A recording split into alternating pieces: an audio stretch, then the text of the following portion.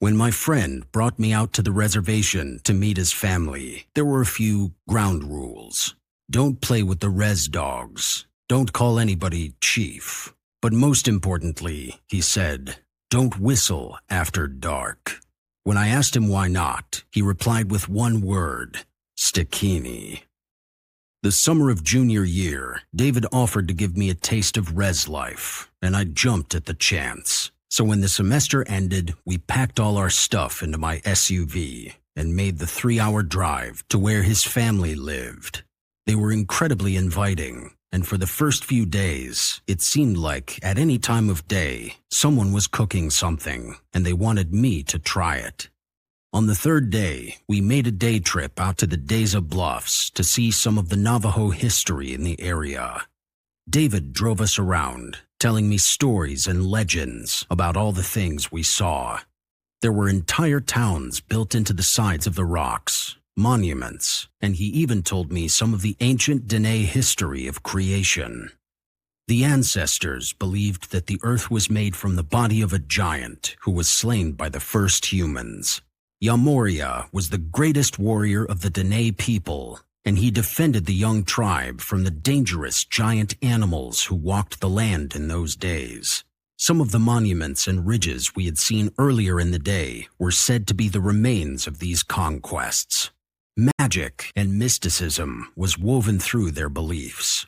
The raven, one of the most magical shapeshifters in all of creation, taught them many things, including right from wrong. Not everyone chose to walk the right path, however. The temptation of the dark ways was too much for some. Those who embraced the darkness in their hearts learned the ways of bad magic and were cast out to walk alone among the beasts.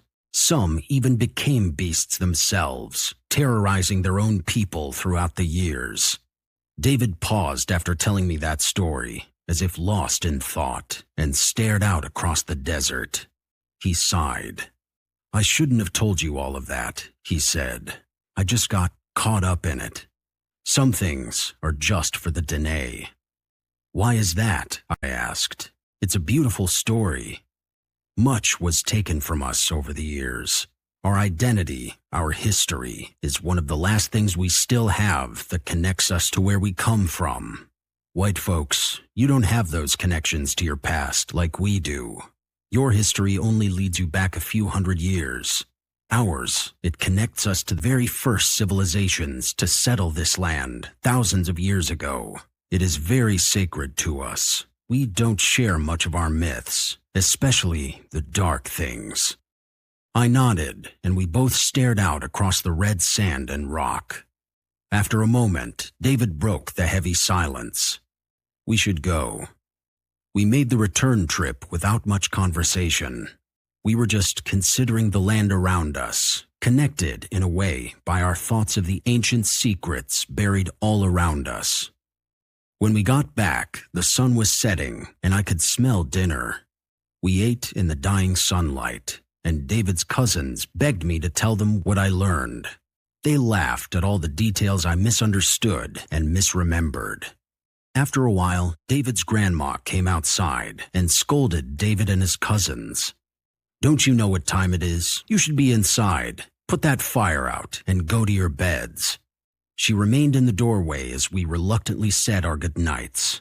I spent a moment looking around as David made his way towards the house. The stars blew my mind. It was almost like I had never even seen the sky before now. And the moon was so bright. It was like having street lamps all around.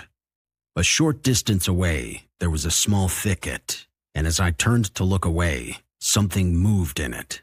I squinted, and suddenly I saw 2 eyes glowing back at me. Excitedly, I tried to get David's attention. Look, I whispered hoarsely. Ryan, come inside, he said nervously. Don't mess with it. I just want to get a better look. I crept closer, David hissing at me, saying it was probably a dog or something. I wasn't listening. I was transfixed, consumed by curiosity. And then I made my mistake. I whistled to it. I heard David gasp and his grandmother say something in Navajo. Ahead of me, the eyes blinked and moved forward out of the thicket. However, even out in the open, the thing seemed hidden. My brain struggled to understand what was happening as it rose up to a man's height. A pair of black dogs appeared next to the man-thing, one on either side. The whole trio seemed to absorb any light that reached them. The only things that were completely visible were their eyes, reflecting back at me with that animalistic shine. It slowly took the shape of a man covered in furs, wearing a headdress of some kind that had antlers. I didn't notice David coming up behind me until he had grabbed me by the arm and was dragging me back in the house. "Hurry!" his grandma shouted to him. The things broke from their stance into a full sprint towards me. I heard the snarling of a dozen animals coming from their mouths, mixed with the faint chanting of the voices of several men. I turned and ran with David inside, his grandmother slamming the door behind us as we spilled inside onto the floor. The dogs, or whatever they were, collided with the door, yelping and growling. There was a moment of silence, and then a voice began to speak. "Send him out," it said. The voice was male, but not quite human. It sounded like a bunch of voices using the same throat, as if a man's voice was joined by every predator in the desert, straining his vocal cords with the animalistic sounds. It also sounded as if he were in the room with us. Not that it was loud, it felt as if he were only a few inches from me. David's grandma stood to her full height and squared herself to the door. "No! You cannot have him!" The voice snarled and laughed. "You know he belongs to me. He called to me." "He does not know your ways. He does not know you." "Then it is time he learned." Outside, a shadow I had not noticed coming through the small window at the top of the door moved. It passed along the wall, stopping in front of the picture window.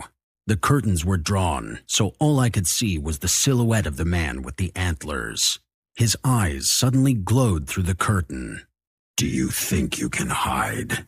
The night is mine, and you have marked yourself to me in it. You have entered into a contract you do not understand, but must fulfill." David crawled backwards against the wall, whimpering. I was fixed in place, filled both with fear and confusion. David's grandma did not move. "I am coming out," she said. The man-thing snapped its attention to her. "What game is this? What trick would you play on me, old woman?" "No trick. I come out. The boy stays within." The man-thing looked back to me and squinted, and I think I saw it smile. "Very well. Join me in the wilds, woman. Feel the embrace of the lonely dark." The old woman gracefully walked over and kissed her grandson on the forehead. "Hush, child. So it goes." Then she looked at me, sadness in her eyes. "When the sun rises, you will go. I cannot protect my people from your ignorance." Before I could respond, she turned and strode out the door, closing it firmly behind her. There was a wild, screaming wind mixed with the howling and yapping of wolves and coyotes, and with a crash of thunder, it was over. Everything went dark, or maybe I passed out. I awoke with a start to David dropping my bag next to me. "Go, now. Don't come back." I didn't ask any further questions. I grabbed my bag and went outside. Everyone who lived nearby was standing on the side of the road, some sad, some angry, some in shock. I turned back to the house to say goodbye to David, to apologize, to say something. But my words were caught in my throat. Hanging from the gutter was the antler crown the man-thing had worn last night. David ripped it down angrily and threw it at me. "So you remember, and maybe so we can forget." I picked up the antlers and got in my car. I drove away in silence, not even listening to the radio. I drove back to school and then kept driving, just down whatever roads led me through the desert. When it got dark, I stopped for fuel at a little two-pump station. As I filled up the SUV, I looked out across the road, and my blood ran cold. Standing there, staring at me, was the man-thing and his 2 dogs from last night. But there was a fourth figure, a woman, her hair blowing in a ghostly, non-existent wind, her eyes glowing angrily my direction. I rubbed my eyes and steadied my breath. When I looked back up, I expected to see they had gone. Instead, they had crossed the road and were mere feet from me. The wind picked up, and once again, I heard the scream and howl of men and animals, a clap of thunder, and then nothing.